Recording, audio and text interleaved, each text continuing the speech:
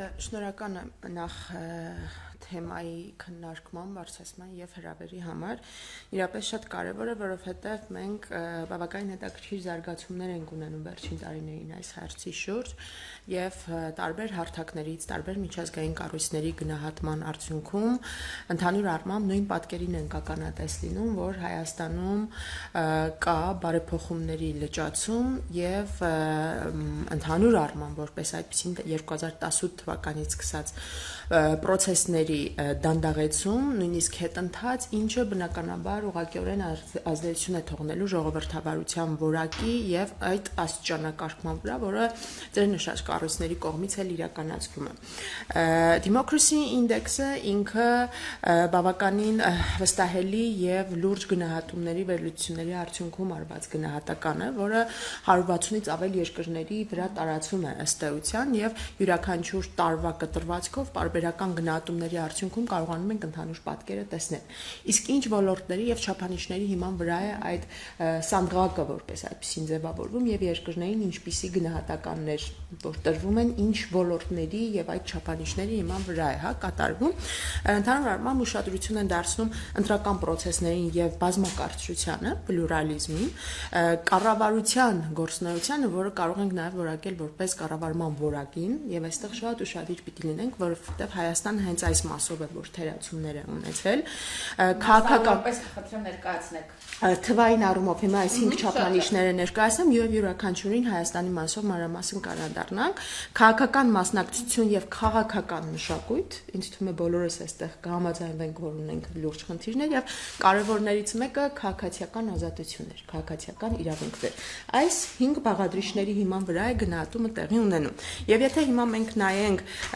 այն թվային պատկերը, որ ունենք, նաեւ նախորդ 2023 թվականի հետ համեմատած, իհարկե այստեղ դրական տենդենսը այն է, որ Հայաստանի տեղը սանդղակում որպես այդպեսին բարելավել է, բայց դա չի բարելավել իր միավորների հաշվին, այլ ընդհանուր տենդենսների, երկրների դիրքերի փոփոխության հաշվին, որովհետեւ օբյեկտիվորեն պիտի նաեւ նշել, որ աշխարհում, ամբողջ աշխարհում կա ժողովրդավարության հետընթաց։ Երկրները ապրում են ժողովրդավարեցման process-ների հետ կապված լուրջ խնդիրներ եւ նույնիսկ 2006-2007 թվականից սկսած եթե համեմատում ենք մեծացել է ավտորիտար ռեժիմների թիվը եւ նվազել է ժողովրդավար որպես այդպեսին համարվող երկրների թիվը։ Հիմա Հայաստանի պարագայում մենք 10 միավորանոց սանդղակով է գնահատվում եւ կարող ենք տեսնել, որ ամենացածր գնահատականը մենք ունեցել ենք հենց քաղաքական մշակույթի առնչությամբ։ Երկրորդ տեղում է կառավարության գործունեությունը, կառավարման մոդելը որպես այդպեսին որակը, դրան հաջորդում է արդեն քաղաքացիական ազատությունները, քաղաքական մասնակցություն եւ ընդհանուր ընտրական process։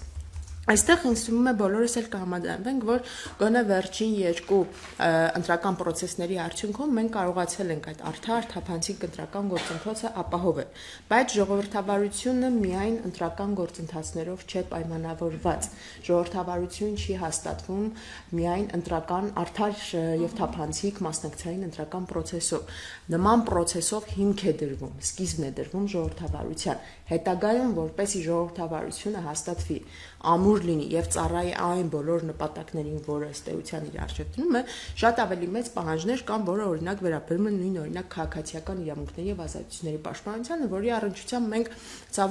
ցավոք սրտի արձանագրում ենք, որ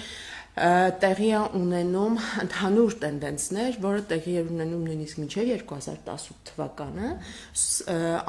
անկախտելի իրավունքների ազատությունների պաշտպանության առումով եւ ավելի վատ մենք ականատես ենք լինում նույնիսկ մինչև այդ տեղի ունեցած որոշակի process-ների անպատժելիության, օրինակ մենք կարող ենք վերցնել հավաքների ազատություն, ոստիկանության բռնություններ, ես սրան կարող եմ գումարել նաեւ բավականին վտանգավոր եւ խնդրահարույց մի տենդենս, որին մենք ականատես ենք լինում վերջին շրջանում դա խոսքի ազատությունն է եւ բնականաբար այս ամենը չի կարող չազդել այս ընդհանուր դիրքի եւ process-ների վրա, ինչի պատճառով Հայաստանը հայտնվել է վտանգավոր վիճակում, երբ գտնվում է ավտորիտար եւ ժողովրդավար երկրների արանքում եւ լինելով հիբրիդային ըստ էության հակումը ավտորիտարի գնալու շատ ավելի մեծ է, հատկապես երբ որ դու ունես բարեփոխումների լճացում, հատկապես երբ որ process-ները տեղում դոփում են եւ որևէ առաջընթաց չկա, որովհետեւ սրանից հետո հակառակ տենդենսը շատ ավելի արագ եւ վտանգավոր կարող է տեղի ունենալ։ Շատ հետևանքների եւ նաեւ կարևոր հասարակական իրադարձություններին դեռ կանդրադառնանք։ Անդրանիկ, կխնդրեմ դուք մեկնաբանեք Freedom House-ը եւս ինչպես նշեցինք, Ազատություն աշխարհում 2025-ի արդյունքներն է հրապարակել։ Հայաստանը դասակարգվում է մասամբ ազատ երկրների շարքին։ Հետաքրքիր է, որոնք են այս դասակարգման հիմքում ընկածած ցուցանիշները, խնդրեմ։ Ես եւս շնորհակալ եմ հրավերի համար, ինչպես այն ինդեքսի դեպքում, որի մասին մյուս բանախոսը նշեց, մեր պարագայում եւս ցուցիչները, որոնք որ մենք ուսումնասիրում ենք, միանման են կարելի ասել։ Մենք դասակարգում ենք կոնկրետ այս զեկույցի շրջանակներում երկու հիմնական ուղղություններ, դրանք քաղաքական եւ քաղաքացիական ազատություններն են։ Եվ ընդ որում կոնկրետ այս զեկույցի մասին, եթե մենք խոսում ենք, մենք չենք ուսումնասիրում, թե ինչպիսի իրավական դաշտ կա երկրում կամ ինչպիսի փոփոխություններ են տեղի ունենում, ինչ քայլեր է անում կառավարությունը իրավական առումով, այլ մենք ուսումնասիրում ենք, թե ինչպես են տվյալ երկրում կամ տարածքում ապրող մարդիկ վայելում իրենց ազատությունները եւ իրավունքները, այսինքն ինչ զգացողություններ ունեն մարդիկ, արդյոք իրենց համարում են ազատ եւ ժողովրդավար երկրում ապրող, որովհետեւ շատ հաճախ հնարավոր են որ լինեն իրավական դրական զարգացումներ, դրական փոփոխություններ, բայց դրանց կատարողականը, դրանց իմպլեմենտացիան հնարավորինս թերանա եւ Հայաստանի պարագայում մենք շատ հաճախ հենց նման դրսեւորումներ էլ ունենում ենք, երբ որ կան բազմաթիվ դրական առաջխաղացումներ, բայց միևնույն ժամանակ դրանց իմպլեմենտացումը, դրանց կատարումը բավականին հետ է մնում։ Մենք եւս ուսումնասիրում ենք ընտրական process-ները, ուսումնասիրում ենք քաղաքական մասնակցությունը եւ բազմազանությունը, կառավարության գործունակությունը եւ ընդ որում այստեղ կարեւոր է նշել, որ երևի թե ուսումնասիրելով Հայաստանի այսպես ամբողջ հետընթացը կամ ժամանակագրությունը, հիմնականում Հայաստանը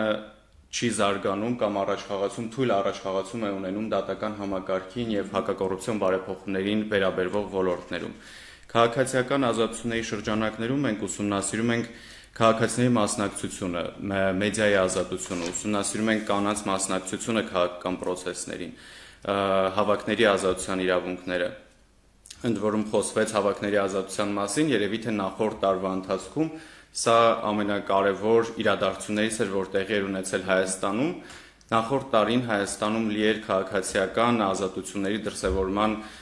տարբեր ձևերով եւ հատկապես հավաքների ազատության հետ կապված բազմաթիվ դրսևորումներ եղան, որովհետեւ Տավուշի դեպքերից հետո, երբ որ 4 տարածքներ վերադարձվեցին Ադրբեջանին, դրանից հետո Հայաստանում սկսվեց այսպես շարժում դեմ այդ տարածքների հանձնմանը վերադարձին եւ դրա հետ կապված սկսեցին ցույցեր եւ կուլմինացիան կարելի ասել դա հունիսի իրադարձություններ էին, որ տեղի ունեցան ազգային ժողովի առաջ։ Այստեղ մենք ուսումնասիրել ենք, թե ինչքանով է ոստիկանությունը կարողացել պատշաճ կերպով արձագանքել հավաքների ազատության իրավունքի ապահովմանը եւ այս իրադարձությունները կարելի ասել, որ բացասական հետևանքներ ունեցել Հայաստանում ազատությունների ապահովման վրա, որովհետեւ մենք ուսումնասիրում ենք, թե Հայաստանում իրավապաշտպան կազմակերպությունների մեդիան ինչպես է հաղորդում այս դեպքերի մասին եւ այստեղ շատ հաճախ խոսում էր նրա մասին, որ նաեւ Հայաստանում իրավապաշտպան կազմակերպությունների հաղորդմամբ օգտագործվեցին նռնակներ, որոնք կարծես թե երբեք Հայաստանում չէին կիրառվել մինչեւ 2024 թվականի դեպքերը։ Մոտավորապես 100 լրագրողներ վնասվածքներ են ստացել այդ դեպքերի ժամանակ, եթե չեմ սխալվում։ Սրանք իրադարձություններ են, որոնք մեծապես ազդել են Հայաստանում եւ հավաքների ազատության վրա եւ մեդիա ազատության վրա, որովհետեւ լրագրողների պաշտպանությունը դա ցանկացած պետության կարևորագույն գործառույթներից է։ Մենք Հայաստանի հետ կապված մեր զեկույցում այս տարվա ընթացքում, նախորդ տարվա ընթացքում որևէ փոփոխություններ չենք արձանագրել։ Մեր զեկույցում միավորների հետ կապված փոփոխություններ արձանագրվում են միայն այն դեպքում, երբ տեղի են ունենում երկրում մեծամասշտաբ իրադարձություններ կամ այն գնահատականը, որ մենք երկրին տվել ենք, չի արտացոլում երկրում տեղի ունեցած փոփոխությունները։